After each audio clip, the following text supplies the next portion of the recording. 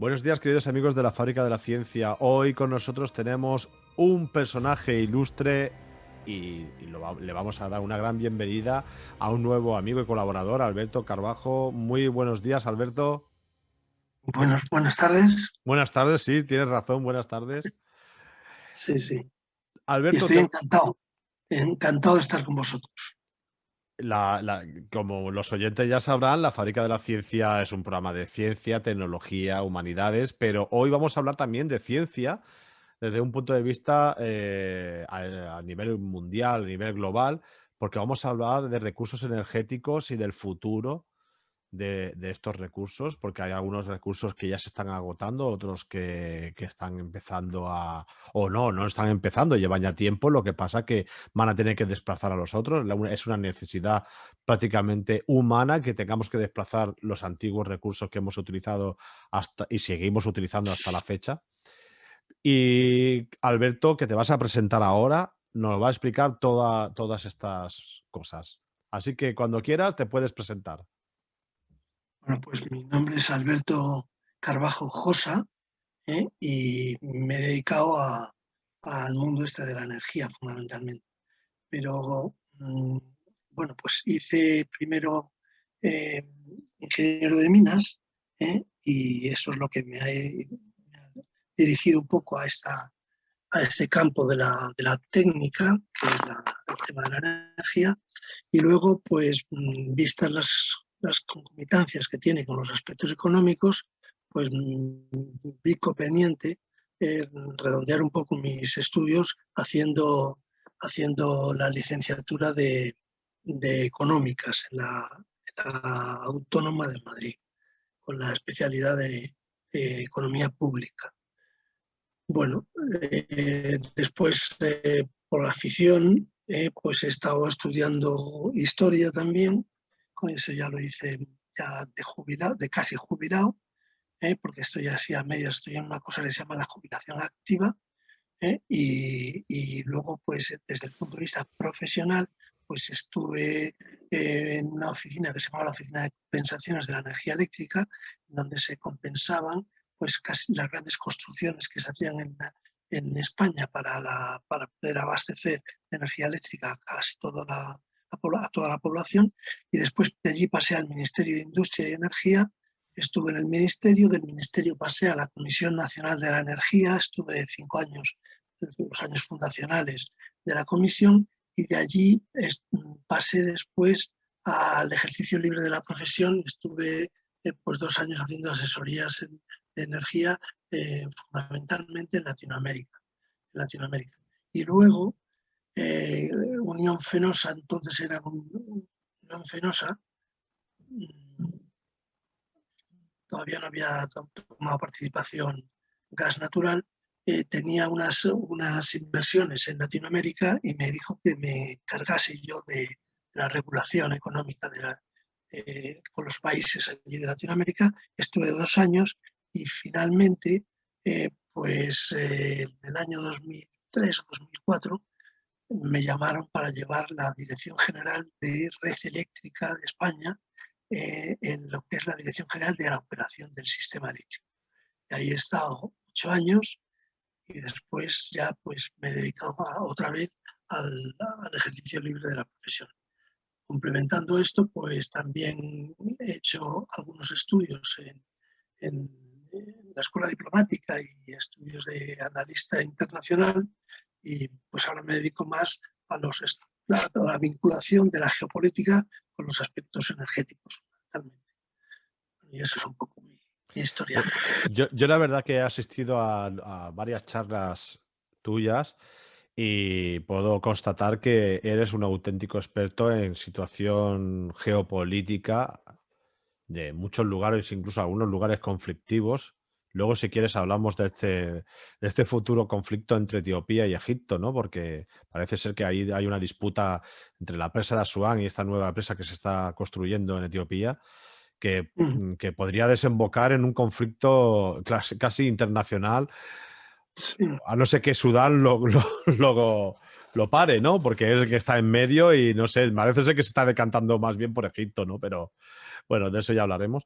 Pero eres bajo mi punto de vista, una auténtica eminencia en situaciones geopolíticas. Dices que no, pero te digo yo que sí, porque te escuché el otro Es día, la mucho, verdad, quedé hay sorprendidísimo. personas, hay personas muchísimo más cualificadas que yo lo que estoy tengo inquietudes en este campo, porque creo que el planeta este, que solo tenemos uno, pues está sometido a demasiadas tensiones, ¿no? Mm. Y hay puntos muy calientes bueno, pues son un motivo de preocupación para mí pero sobre todo para las generaciones que nos siguen. O sea, Bueno, vamos a dividir esta entrevista en varias partes, ¿no? Lo primero, vamos a hablar de, de los recursos energéticos o recursos, vamos a llamarle combustible, que hemos utilizado o que estamos utilizando todavía, como puede ser el carbón, como pueden ser el petróleo, ¿vale? Los llamados recursos fósiles, que se están agotando. Realmente se están agotando, o si no se están agotando, cada vez queda menos, porque sí que es verdad que hay algunas regiones en la Tierra que todavía pueden aguantar unos decenios más, pero llegará un momento que esto ya se acabe, ¿no? Y tenemos que optar por otros recursos como las energías renovables y otras estrategias energéticas para poder afrontar un futuro que dependerá y requerirá cada vez más energía, ¿verdad? sí, sí, sin duda. Bueno, pues yo me gustaría hacer una matización Sí, respecto al agotamiento de los combustibles. Pero bueno, antes de nada quiero hacer una precisión y es que las sociedades se han caracterizado en la historia pues en función de la energía que tenían que consumir, ¿no? Y ese tipo de energía les daba más posibilidades de crecimiento o menos. Hemos visto cómo las sociedades, la madera y todo eso ha sido durante mucho tiempo la poca energía o la energía que se utilizaba en la Edad Media y anterior a la Edad Media. Después ya empieza la explotación eh, del carbón y de la máquina de vapor a partir de 1740 o una cosa así, ¿eh? Hasta finales del siglo pasado donde se descubre el petróleo. Bueno, el petróleo como fuente de energía. El carbón nos posibilita la revolución industrial y eso cambia totalmente la sociedad, ¿no? El petróleo ahonda en ese tema, y hemos tenido un crecimiento desde 1840 aquí o 1850, pues brutal, hasta el 2020 o brutal. Pero esto ha tenido un precio y el precio es las emisiones de CO2. Emisiones de CO2 que en su día no preocupaban, ahora empiezan a preocupar. A eso se une ese pronunciamiento acerca del agotamiento de los combustibles. Pero yo aquí tengo que hacer una matización. Una es, bueno, es decir, cuando dejamos la edad de piedra, no la dejamos porque se agotaron las piedras, sino porque avanzamos en el desarrollo de la sociedad y empezamos a utilizar otros instrumentos que no eran las piedras, ¿eh? Esta era una frase que dijo el primer secretario de la OPEP, ¿eh? Y esa es la primera cuestión, de manera que no es que se acabe el combustible, lo que pasa es que es evidente, ¿eh? que los costes de explotación, de algunos combustibles pueden incrementarse y entonces, bueno, pues entonces los recursos que hay no son viables económicamente si los costes de explotación suben, y entonces dejarían abandonados ahí esos temas. Esa es una opción y la otra opción es dejarlos abandonados porque la demanda, es decir, el ciudadano se está percatando de los efectos que el CO2 está produciendo en el clima, y entonces quiere abandonar esos combustibles sólidos para ir hacia una descarbonización de la economía. A eso se une además otra cuestión, y es que digamos, las dos palancas de la transformación energética que vamos a vivir, es, por una parte, el tema del CO2, por otra parte, el tema de la calidad del aire en las ciudades, porque en el año 2050 el 70% de la población del mundo vivirá en ciudades. en megaciudades. Entonces, si seguimos utilizando combustibles fósiles, pues digamos la calidad del aire en las ciudades daría muchísimos problemas de salud, como los está viendo ya. Entonces, digamos que entonces tenemos, por una parte, el CO2, el cambio climático; segundo, la calidad del aire dentro de las ciudades; y tercero, y muy importante, que nos viene a salvar, es el abaratamiento de las nuevas tecnologías de energías renovables. Las energías renovables han caído mucho sus costes, se han abaratado mucho, y esto nos permite abandonar sin prácticamente incrementos en el coste de la energía, sino más bien reducciones del coste de la energía, abandonar los combustibles fósiles en beneficio de este tipo de nuevas energías. La eólica, la fotovoltaica, la termosolar, todas estas cosas. ¿De acuerdo? Ujú. Si queremos hablar de los recursos, en todo caso, aunque digamos en los países más desarrollados sí que estamos más sensibilizados con el tema del cambio climático, pero hay otros países en vías de desarrollo en donde todavía siguen utilizando estos recursos fósiles.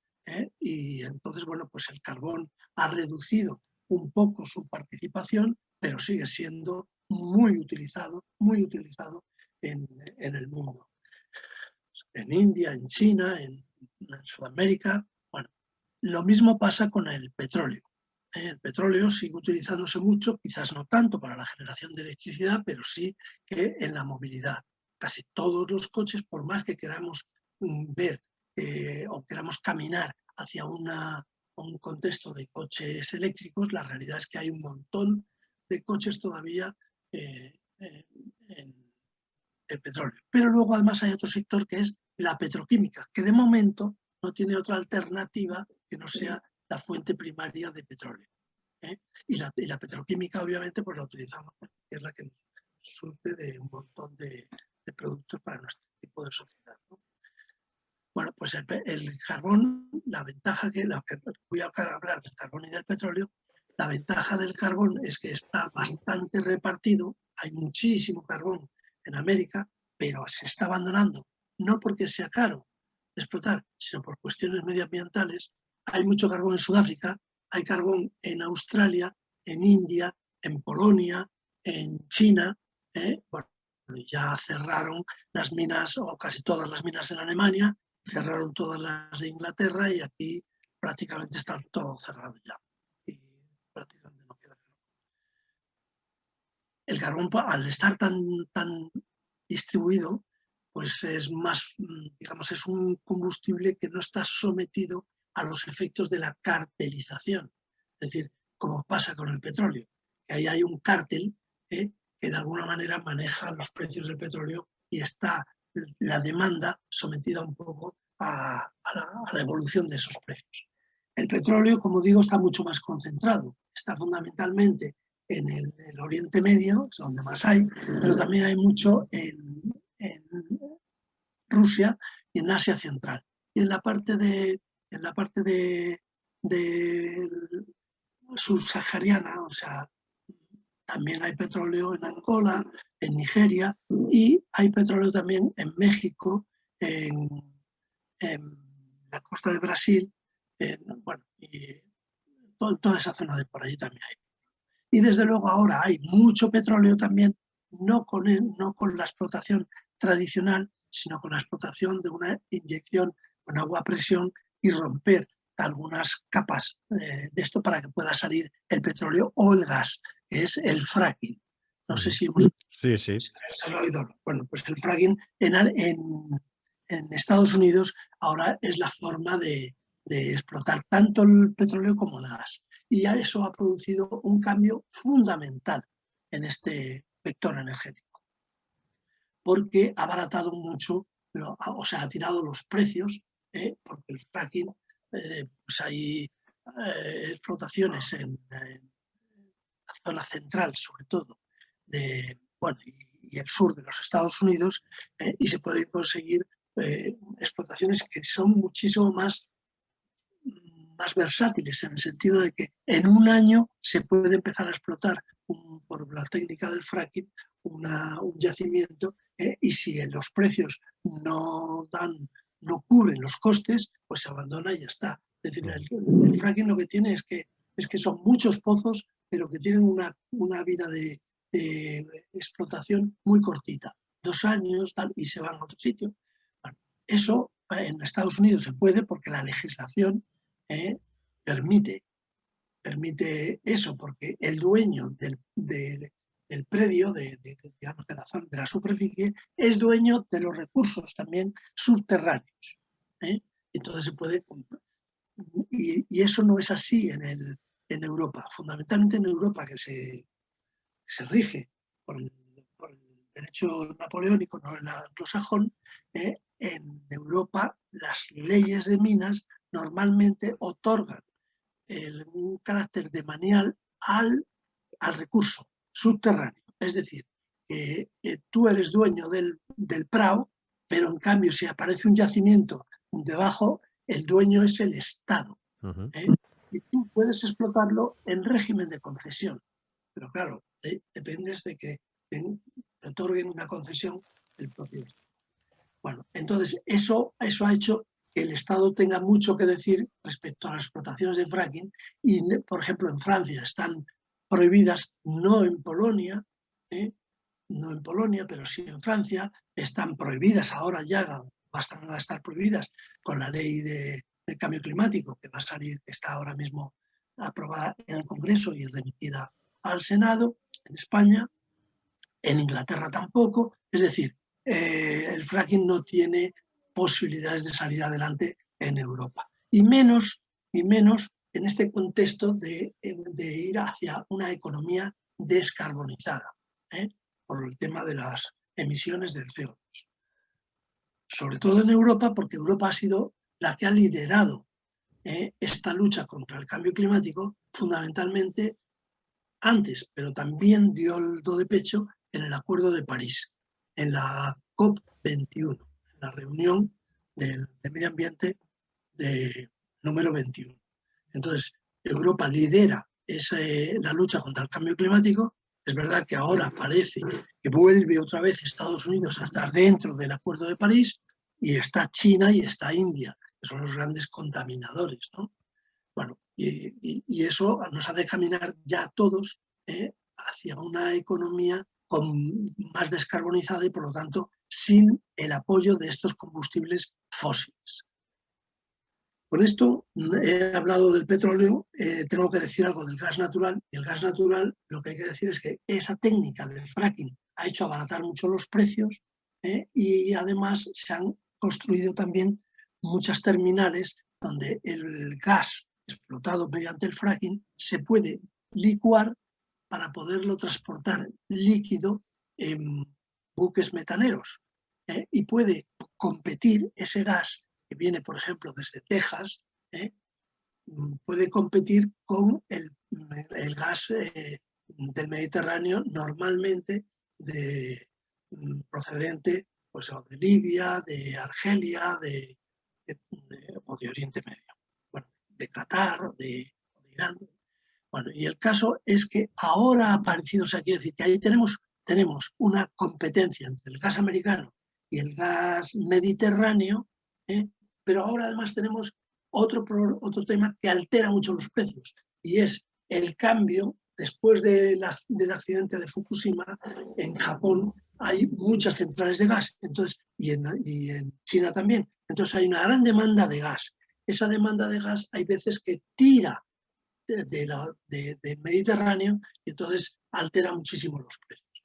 Y ahora, para más complicación en el tema del gas, surgen unos yacimientos que se han visto en el Mediterráneo oriental, fundamentalmente 3 yacimientos grandes, de verdad. O sea, uno es perteneciente a Egipto, el yacimiento Zohr, otro a Israel, el Leviatán, y otro que se llama Calipso, que es de Chipre. Pero que parece que en toda esa zona va a haber más posibilidades de gas, ¿no?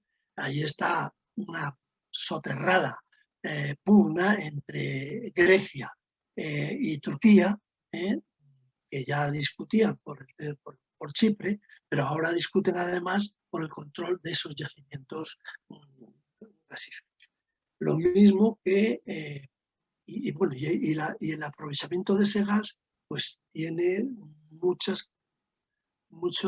digamos, contenido geopolítico, porque el gas es también fuente para muchas industrias, fuente de energía para muchas industrias. Es un aporte de energía para muchas industrias en Europa. Entonces, el gas en Europa se usa de forma industrial, pero también para muchas, casi todas las calefacciones. Entonces, en Europa no tenemos gas, y el gas viene o bien desde el norte de África, con los gasoductos desde Argelia o Libia a Italia, y luego dos gasoductos que vienen, uno atravesando Marruecos, desde Argelia por España, que va a Portugal, y el otro directamente desde Argelia a España. Ya sabemos el litigio permanente entre Argelia y Marruecos, entonces el segundo gasoducto, para no tener esos problemas, Argelia lo construyó directamente sin atravesar Marruecos. Bueno, además de eso, Europa tiene otros puntos de suministro de gas, que es Rusia y el Asia Central. Y entonces desde allí hay varios gasoductos construidos, y ahora está construyendo uno directamente. Algunos, los que había construidos, pasaban por Ucrania y por algunos países digamos, anteriores de economía planificada, que ahora pues salieron de la URSS, y entonces ese gas, cuando atraviesa esos países, tiene que pagar un peaje por la utilización. Bueno, pues como hay tensiones entre Rusia y Ucrania, por ejemplo, y en parte es por los peajes del gas, se está construyendo ahora un gasoducto que es el Nord Stream, y que va directamente desde Rusia a Alemania. Y eso está constituyendo un problema para Europa, porque Alemania va en una política, digamos, un poco a su bola, en lugar de llevar los intereses de la Unión. Y Estados Unidos, por otra parte, como tiene intereses en vender el mercado de gas europeo, también está boicoteando el tema del Nord Stream. Luego hay otro gasoducto desde Turquía, que también llega hasta Italia y que también luego sube al centro de Europa. Es decir, que el gas es un elemento donde permanentemente hay que tenerlo bajo la lupa. Cualquier tema geopolítico puede afectar a los suministros en Europa, que es altamente dependiente del gas. Y con esto ya hemos hablado del petróleo, del gas y del carbón. Nos quedaría hablar del nuclear, y luego ya hablamos de las renovables. Eso es lo que te iba a comentar, porque siempre se habla del petróleo, carbón y luego de las energías renovables, pero en medio está la energía nuclear, que todavía tiene que decir muchísimo Sí, sin a duda, escala mundial. a escala mundial. Bueno, la energía nuclear, a pesar de lo que ocurrió en Chernobyl y lo que ocurrió en Fukushima y en Three Island, la energía nuclear, digamos, el 8%, toda la energía mundial tiene origen nuclear. O sea, que es que hay países que van a seguir. Va a tener Rusia, China, India y muchos más países láteres a ellos. Turquía, muchos países de la URSS. Es decir, la energía nuclear, además, tiene dos problemas fundamentales, pero tiene una ventaja que no se le puede negar, y es que generas mucha energía y no emites CO2, no contribuyes al efecto invernadero. Pero ¿cuáles son los problemas? Pues el problema es, primero, después de Fukushima, ya se han introducido elementos de seguridad pasiva, es decir, que aunque, sobre todo después de Chernobyl y luego más con Fukushima, es decir, que aunque el hombre se equivoque, el que está gestionando la planta se equivoque, existan unos mecanismos de seguridad pasiva. para evitar pues, la fusión del núcleo y todo eso, como pasó en Chernóbil y tal. Y eso lo que ha hecho ha sido encarecer mucho los costes de la energía nuclear. De manera que ahora la energía nuclear tiene unos costes fijos muy caros y unos costes variables muy baratos. Pero los costes fijos, es decir, si tú tienes una central nuclear, debes utilizarla porque los costes variables son muy bajos. Y en España es lo que deberíamos haber hecho, haber alargado un poco la vida útil de nuestras centrales nucleares, pero bueno, ya se ha llegado a un pacto que tampoco está mal porque se va a hacer cerrando las nucleares paulatinamente. Vamos a tener, yo creo que se cerrarán 3.000 megavatios antes del 2030 y al final la última central nuclear pues estará hasta el año 2036 o una cosa así. Bueno, y el otro problema que tiene es la generación de los residuos nucleares. Los residuos nucleares tienen una vida útil, un periodo de desintegración que se llama, larguísimo, de miles de años. Entonces los tienes que guardar en recintos perfectamente confinados, en recintos, tal aquí se hace, y los residuos se mandan a Francia. Bueno, el caso es que eso tiene también unos costes importantes y sobre todo unos peligros que no se quieren afrontar. Tiene otro problema la energía nuclear y es la facilidad con que puedes pasar de la producción de energía a la fabricación de armas nucleares. Y eso en países desarrollados y democráticos, donde exista, por ejemplo, como hay en España, un Consejo de Seguridad Nuclear que vigila permanentemente, bueno, eso da una tranquilidad y su uso, el uso de la nuclear teniendo un órgano que vigile de esta manera, pues es mínimo. El problema es en sociedades no tan democráticas o no tan desarrolladas, en el sentido de que puedan utilizar centrales nucleares y pueda haber un descontrol tanto de los residuos como de los propios elementos combustibles y puedan derivar, en vez de la utilización pacífica de ese uranio, ese combustible, en la fabricación de armas atómicas, ¿no? Por eso terminamos el tema de las energías, digamos, convencionales y pasaríamos a las que ahora serían las energías del futuro, que son las energías renovables. Fundamentalmente, bueno, hay varias clases de renovables. Tenemos las renovables, la energía eólica que conocemos, ir por los aerogeneradores. Después tenemos, y esas, quiero decir, cada vez se está avanzando más en mejorar tanto sus costes como su eficiencia, es decir, producir unas centrales más grandes, unas palas mayores, y entonces que puedan aprovechar todo el viento. Es decir, pero claro, no hace viento las 8.760 horas del año, sino hace viento cuando hace. De manera que lo que se viene obteniendo de esto son como unas 2.500, 3.000 horas. Eso es el máximo que se viene, bueno, en algunas zonas, en el Mar Rojo o en México se pueden conseguir hasta 3.500 o 4.000, ¿no? Pero bueno, que no tenemos viento todo el año. Lo mismo le pasa al sol. La fotovoltaica funciona y está muy bien, pero no funciona pues, durante el día. Por la noche, obviamente, no funciona, porque no hay sol. Entonces, no hay luz, la fotovoltaica. Bueno, entonces, eso tiene una ventaja, que es la que he dicho antes, que es el abaratamiento de los costes. Se han abaratado muchísimo la fotovoltaica, pero tiene el inconveniente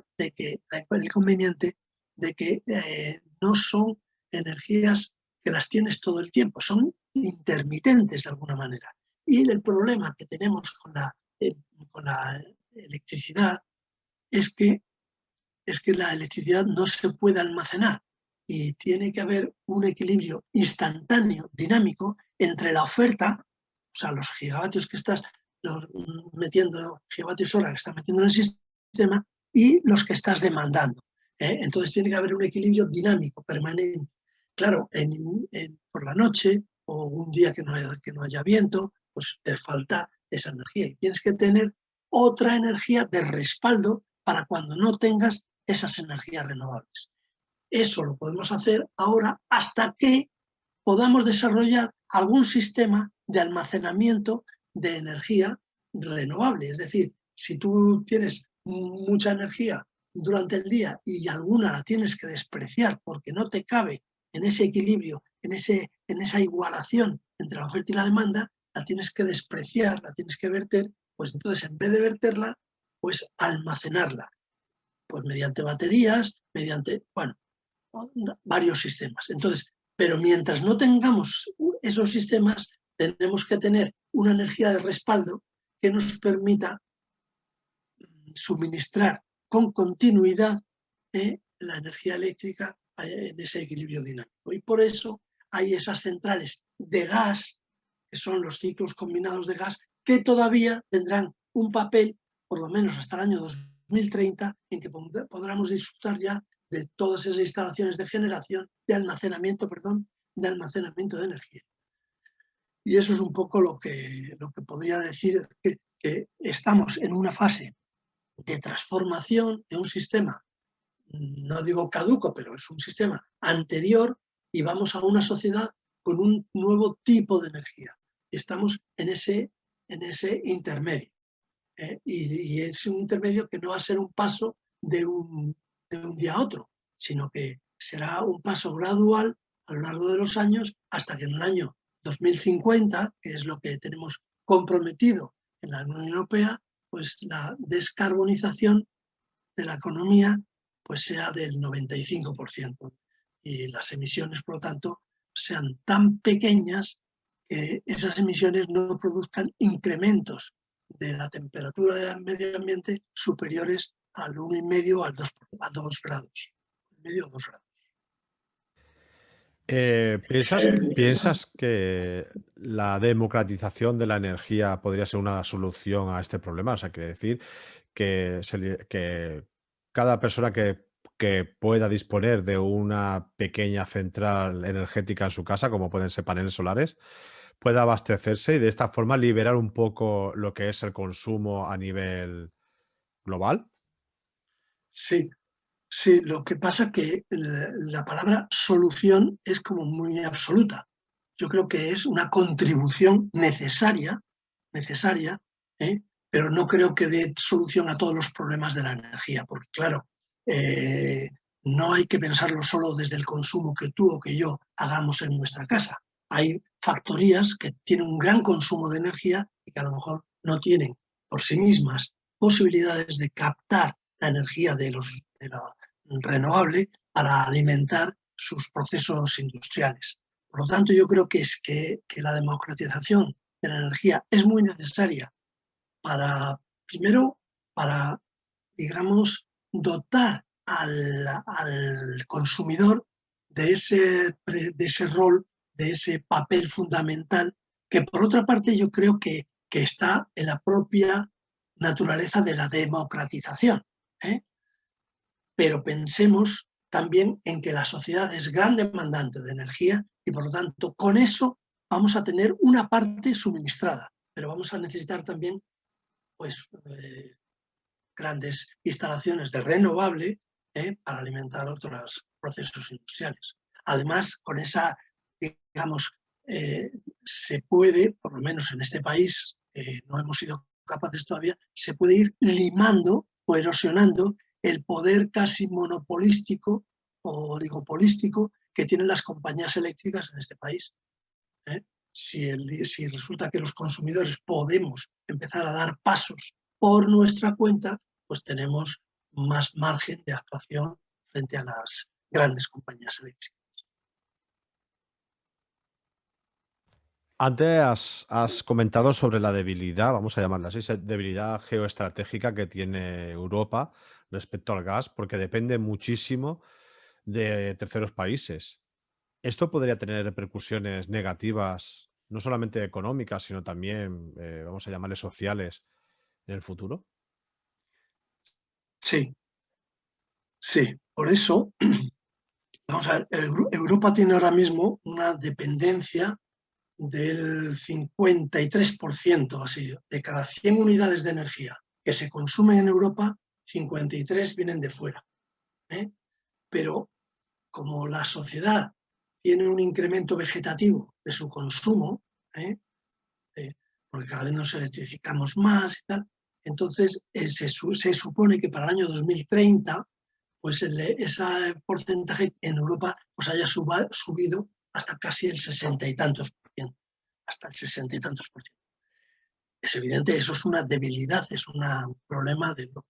Entonces Europa tiene confeccionada mentalmente una política energética. Digo mentalmente porque en los tratados de la Unión no existe la energía, los Estados miembros no consintieron que la energía, porque la consideraban muy estratégica, fueran, digamos, cedida su gestión a la Unión Europea y digamos que le corresponde a los Estados miembros. Pero después del Tratado de Lisboa, ahí se abrió una puerta para que la Comisión entrase y fijase un poco orientaciones y luego obligaciones. Entonces se ha elaborado una política energética que tiene 3 patas en la Unión Europea. Yo a veces la represento como si fueran entre las 3 forman un círculo, y de alguna manera son influyentes una en la otra y la otra en la una. Y son la seguridad del suministro, que tiene que ver con la dependencia energética, después los temas medioambientales, que tiene que ver con, con las emisiones de CO2, y por último la competitividad, es decir, el precio final de la energía, porque el precio de la energía es un input clave, un factor de coste importantísimo para la industria. Entonces, esos 3, claro, si sube mucho el precio de la energía porque estamos utilizando un sistema de generación muy caro, pues nuestra industria va a dejar de ser, la europea, va a dejar de ser competitiva, vamos a perder ese liderazgo en el mercado, en el comercio que tiene la Unión Europea. Si por el contrario abaratamos mucho, pero en cambio utilizamos unas energías muy sucias, pues entonces vamos a estar emitiendo mucho CO2 y vamos a tener problemas con el cambio climático y además vamos a perder esa posición de liderazgo de nuestras industrias medioambientales, porque Europa también defiende esa rama de la industria de contribuir a la minimización de esas emisiones. De manera que esas 3 patas están interrelacionadas. Y por lo tanto, cuando aprieta una de las 3 patas, la Comisión pues se pone en guardia. Eso pasó, por ejemplo, con la última tensión entre Rusia y Ucrania, que Rusia, porque no se cumplía Ucrania los contratos establecidos para el pago de los peajes, cortó el suministro.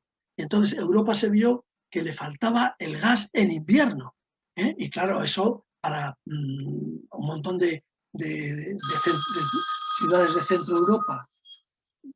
Centro Europa que, perdón. No, es que lo... Ya. Vale. Bueno,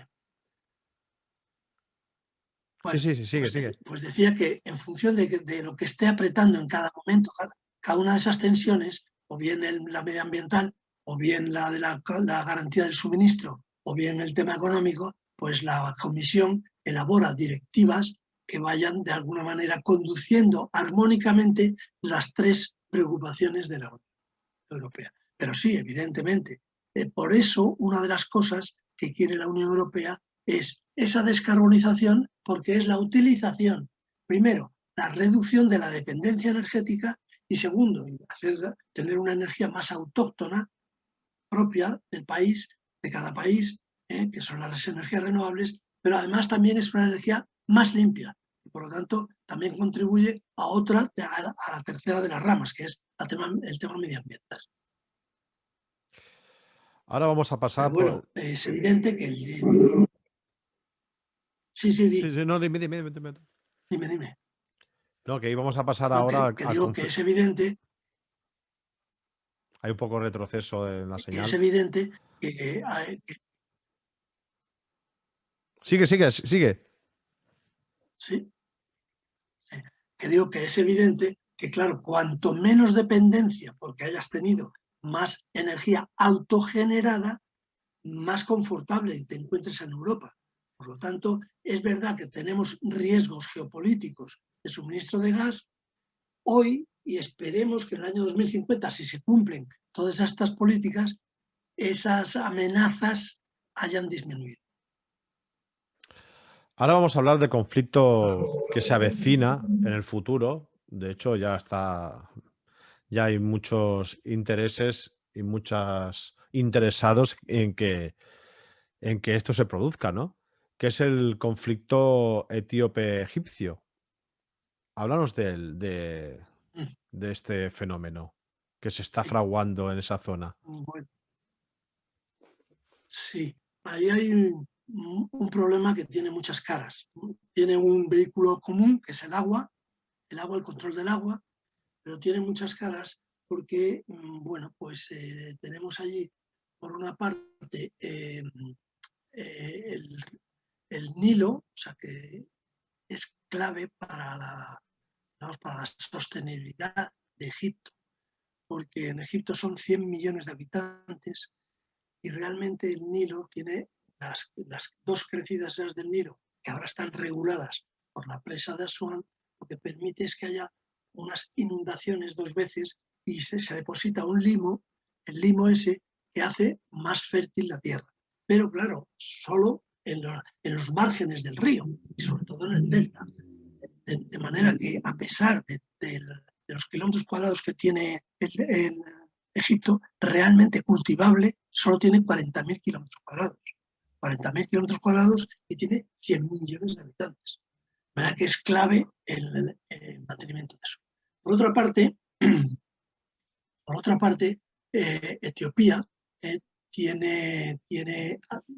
es atravesada por el Nilo Azul, que se une al Nilo que viene desde el lago Victoria, y Etiopía tiene un problema de desarrollo, bueno, pues necesita desarrollar el país. Y entonces ha pensado hacer, igual que hizo para controlar las riadas, Egipto con la presa de Asuán, está pensando hacer un gran embalse,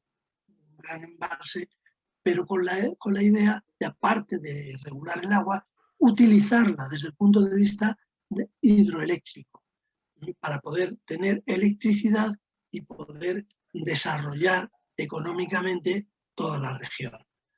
El problema es que entre el Nilo, perdón, entre Egipto y Etiopía está Sudán. Sudán. Bueno, allí cuando se acabó el periodo colonial, o no, un poco antes del periodo colonial, ya se reunieron y hicieron un apaño entre Sudán y Egipto para la utilización de las aguas del Nilo, en la que tenía pues casi cuatro quintas partes el peso, la decisión egipcia. Ahora, después hubo un acuerdo en Entebbe, en donde se reunieron un montón de países que rodean todo lo que es la cuenca del Nilo y querían también, de alguna manera, tomar parte en el beneficio que conlleva el Nilo. Y a ese acuerdo lo que querían era erosionar o limar ese primer acuerdo que habían hecho entre Egipto y Sudán, para que todos pudieran beneficiarse. Bueno, ahí estaba liderando ese tema, pues Eritrea, Somalia, bueno, Etiopía, toda esta parte. Bueno, pero bueno, y República Centroafricana, bueno, mucho. Y ahí lo que ocurre es que además el otro ingrediente que yo te decía de la tensión es el cambio político que se produjo con el golpe de Estado de Al-Sisi. Al-Sisi cuando quitó de en medio a Morsi, que fue el fruto de la revolución de Primavera árabe. la primavera árabe, no sabía, la primavera árabe. Entonces, al cabo de un año y pico, Al-Sisi, o de unos meses, Al-Sisi fue el presidente y un año y medio, estuvo de presidente porque hubo un golpe de Estado que dio al Sisi. Entonces, esto restó mucha imagen a Egipto y bastante credibilidad. Es verdad que él al-Sisi ha querido, digamos, asociarse mucho con los países occidentales para que las empresas occidentales mantuviesen su presencia en Egipto y permitieran un desarrollo económico de la región. Pero claro, entre sus vecinos, pues eso le ha restado mucha imagen. Quiero decir que Egipto lo que sería feliz es si de pronto hubiese un problema en esa presa del Renacimiento que llaman, del Gran Renacimiento, y se destrozara la presa, porque le restaría posibilidades de que le mermaran aguas del Nilo que él pudiese aprovechar. Es decir, esa presa, pues al retener en las aguas del Nilo Azul, pues no aporta entonces tanto al embalse de Asuán, y entonces, bueno, a Egipto le gustaría que pasara algo. Por ejemplo, pues que se destruyera.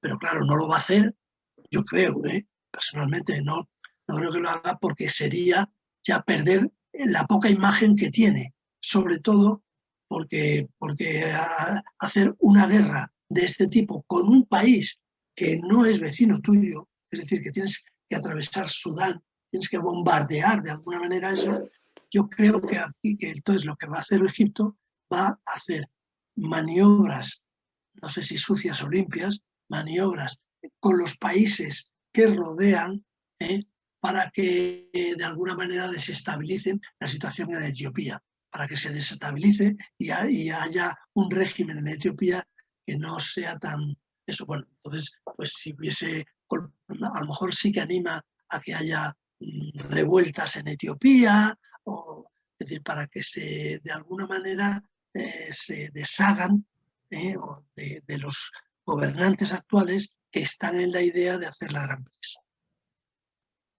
Pero vamos, sería la primera guerra mundial, una guerra del mundo por el control del agua. Y no nos tenemos que asustar, porque hemos estado hablando de energía, pero en el siglo XXI otra fuente de conflictos importantes va a ser el agua dulce. Y entonces que surjan algunos de los puntos, pues hay problemas en Nepal con el agua, en el Asia Central, o sea, porque Kirguistán tiene toda el agua y Uzbekistán no tiene casi, y bueno, Kazajstán tampoco tiene. Con lo cual, hay puntos donde hay mucha tensión con el agua dulce. La humanidad, como siempre. Espera, que me copio ahora, no sé lo que pasa. Vale. La humanidad, como siempre, pues tenemos la tendencia a inventarnos guerras sobre cosas que en vez de compartir o intercambiar recursos con el vecino, pues me quiero apoderar de esos recursos, ¿no? Pero bueno, Eso parece es. ser que es una condición innata en los seres humanos, que es apoderarme Sí, de sí. los demás para debilitarlo y así también al final me acabo apoderando de todos los recursos del vecino.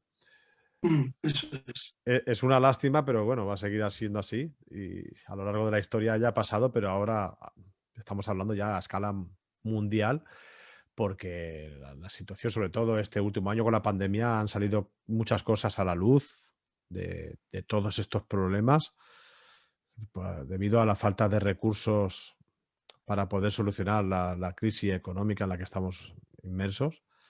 Y ahora pues parece que todos estos problemas se van acrecentando, ¿no? Claro. Pero bueno, tenemos que tener esperanza en el futuro.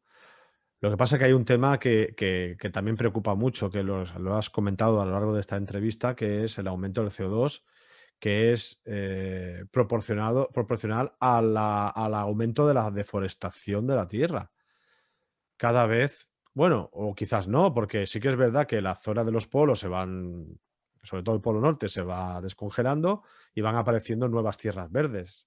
De hecho, Groenlandia, Greenland, es tierra verde y en su momento, en la época de la glaciación, se volvió a congelar y ahora vuelve otra vez a ser la tierra verde, ¿no? Pero sí que es verdad que zonas como el Amazonas se están deforestando y, claro, son los grandes consumidores. Esta masa forestal son los grandes consumidores de CO2 y si encima aumentamos el nivel de CO2 y acabamos con los árboles, pues Ya, sí, sí. lo que predijo Carl Sagan en su tesis doctoral sobre el aumento del efecto invernadero en Venus, acabará pasando en la Tierra también en el futuro. Ujú. Sí, sí. Sí, allí quiero decir que eh, la fusión del casquete polar del norte, del polo norte, pues está permitiendo, obviamente, esa aparición de tierras. Lo que pasa es que hace tanto frío que veremos a ver si crece suficientemente tal para que se produzcan pues, la fotosíntesis y tal, y haya ese intercambio con la atmósfera para el tema de... Bueno, pero también hay otro problema que no se está contando, y es que cuando se fusionan el hielo, debajo del hielo hay una cosa que se llama el permafrost. Ujú, Permafrost. Y ahí en el permafrost hay mucho, digamos, de la época de finales del terciario y tal, hay muchos, digamos, residuos vegetales que de alguna manera pues, se han convertido en metano. Entonces, si se fusionan los casquetes y aflorase ese metano que está escondido otra vez a la atmósfera, subiría muchísimo el efecto, porque el metano tiene 20 veces la capacidad que tiene el CO2 para producir el efecto invernadero. ujú. De manera que las emisiones de metano hay que tener mucho cuidado. Entonces, eso es verdad, todo, que decir, a lo mejor estará muy contento Rusia porque tendrán más tierras fértiles, seguramente se podrán abrir vías comerciales por el Polo Norte, lo cual da más actividad económica a toda esa zona. O sea que hay ventajas, pero también hay inconvenientes que hay que tenerlos en cuenta. O sea que yo creo que el tema del CO2 debe de ser una preocupación global, porque al final va a afectar a toda. Es verdad que algunos mucho más, toda la zona del Caribe, toda la zona del Mediterráneo, todo eso va a verse, del sudeste asiático, va a verse muy, muy, muy afectado. Se dice que el aumento del nivel del mar debido a la fusión de los casquetes polares hará desaparecer incluso países enteros, ¿no? Y uno muy preocupante, el que quizás desde el punto de vista geopolítico y humano podría ser Bangladesh, que es, Sí, una, sí. es un país que está prácticamente a nivel del mar y con una población de 200 millones de personas que tendrán que emigrar porque no podrán vivir allí. ¿Qué hacemos con esa población de migrantes? Es que ese es uno de los No problemas hemos también. O sea, sabido. habría que tener una Ya, ya, reflexión sobre esta problemática del aumento del CO2, lo que claro. podría provocar en el Ahora, futuro. claro, cuando hablamos de las migraciones, pues se hablaban de migraciones por dos causas, que eran las causas económicas, es decir, quiero que mis hijos vivan en una sociedad más desarrollada, que tiene más posibilidades, tal, o migraciones obligadas por conflictos bélicos que hay en mi Mm. zona y me tengo que marchar, como ha habido en Siria o en Irak, que han inundado Jordania y sobre todo Líbano. Pero una tercera causa es la que tú apuntas. Una tercera causa es tener que emigrar porque resulta que mi tierra ha quedado inundada o porque mi tierra pues, ha quedado abrasada por el incremento de temperaturas y ha perdido la capacidad reproductora de tal. Entonces no tengo para vivir y me tengo que marchar. Entonces, lo que quiero decir que es muy oportuna lo que tú planteas, porque si no hemos sido capaces de dar una solución a los refugiados sirios o iraquíes, que hay, no sé si habrán sido en total 3 o 4 millones, ¿cómo vamos a encajar Bangladesh o la zona del sudeste asiático, los emigrantes que puedan venir ahí? Es decir, que por eso creo que todo esto es que tenemos que cambiar y dar el paso de empezar a pensar en nosotros mismos o de empezar a pensar en todos, globalmente. Por el bien de la humanidad, por el bien de la humanidad, eh, tenemos que empezar a pensar globalmente, no globalmente. solamente Aunque de actúes, nuestro ombligo, sino también todo lo que nos eso es, rodea, porque eso, si no, mal vamos a acabar. eso es. Aunque lo actúes localmente, hay que pensar globalmente. Bueno, vamos a ser positivos y vamos a pensar que las sociedades del futuro poco a poco irán cambiando hacia una renovación del consumo energético, una renovación verde, como se llama habitualmente. Ujú. Pero claro, todavía cuesta mucho concienciar a la sociedad, ya no solamente las sociedades como la que hemos hablado antes, ¿no? Como países emergentes o países del tercer mundo, que a ellos, pues están diciendo, oye, habéis contaminado durante todos estos años, ahora nos toca a nosotros para poder intentar ser un poco Claro, más ricos, claro. ¿no? Que también hay que pensar Y digo, desde mi sí, punto de vista. No es que tengan ese derecho, pero que también hay que pensar que dirán, esta es la nuestra y también queremos formar parte de vuestro grupo, ¿no? ujú. Pero sí que es verdad que tenemos que empezar a pensar porque y tenemos herramientas suficientes para poder cambiar el futuro desde el punto de vista energético. Sí, yo ahí confío en que la tecnología nos ayude y vayamos mejorando los desarrollos tecnológicos para hacer un aprovechamiento integral y global para todos. Es decir, todavía nosotros no lo percibimos porque no es un país súper desarrollado. Quiero decir, no sabemos la suerte que tenemos de haber nacido aquí. Ujú. ¿Eh? Derrochando energía, todavía hay en el mundo 1.200 millones de los 7.000 que somos, 1.200 millones no tienen acceso a unas fuentes de energía como las nuestras, sino pues a madera, a no sé qué. Es que es tela, ¿eh? Ujú, ujú. Sí, es muy triste. Pero es que fíjate que dentro de la pedagogía y de la educación en nuestras escuelas hay muchos programas que están muy bien sobre el consumo del agua, sobre el consumo eléctrico, pero yo no creo que solamente sea función a nivel escolar, sino también en función, esta pedagogía debería aplicarse a nivel familiar. Sí, sí. Porque si yo soy profesor y le enseño a mis alumnos que cuando te laves los dientes hay que cerrar el grifo, pero si luego viene el padre o la madre de ese niño y se lava los dientes y tiene el grifo abierto, no estamos haciendo absolutamente nada. Solamente una unidad familiar es la que consume de forma racional y la otra, los otros, pues siguen tirando, derrochando. Por eso habría que hacer una reflexión a nivel social profunda sobre la importancia que es, por ejemplo, reciclar, la importancia del consumo del agua y esto cuesta todavía. Poco a poco lo vamos consiguiendo, eso hay que decirlo, ¿eh? Porque hay una conciencia, vamos a llamarle una conciencia verde hacia Sí, ha mejorado el muchísimo. ahorro energético, pero sí que es verdad que todavía Lo ha cuesta mejorado, y... sí, ha mejorado. O sea, seguramente es que vivimos en burbujas. En Ujú, la burbuja en la que te mueves tú, en que a lo mejor pues, la gente está más o menos concienciada, pero aquí en este país, que somos 46 millones, me parece, muchísimas personas todavía no están concienciadas. no, Y ya, si das el paso y pasas a Centroáfrica o lo que sea, pues así, es que ahí tienen la energía que tienen y punto.